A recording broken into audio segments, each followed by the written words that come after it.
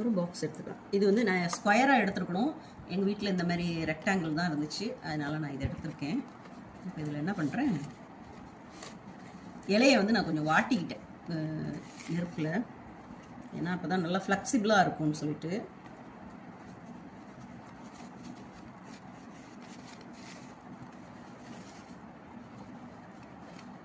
வச்சு பண்ணி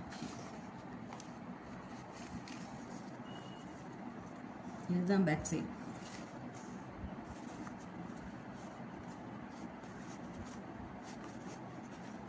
அதுக்கு அடுத்தது இதில் சென்டரில் ஒன்று போட்டுருணும்.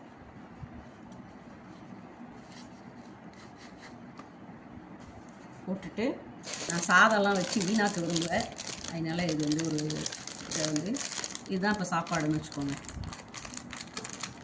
முதல்ல எடுத்து இது வைக்கணும்.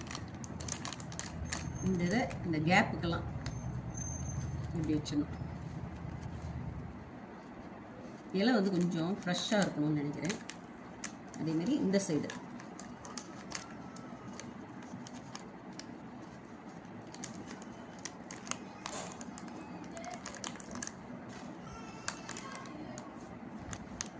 போகிறேன்.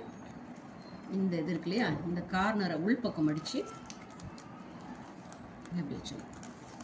அடுத்தது இந்த கார்னரை மடித்து இப்படி. அடுத்தது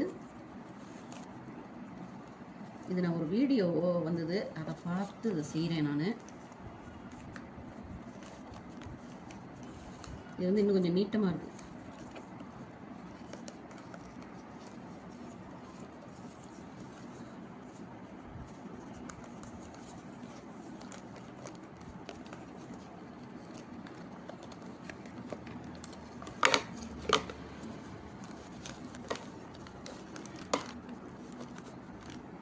இப்படி வச்சு இதில் ஏதாவது ஒரு பின் டூத் பிக்கு மாதிரி ஏதாவது வச்சு இப்படி குத்திட்டோம்னாக்க பாக்ஸ் மாதிரி இருக்கும். இது வந்து ரெக்டாங்கிளில் செஞ்சுட்டேன். இது ஃபஸ்ட் டைம்ன்றதுனால சுமாராக வந்திருக்கு.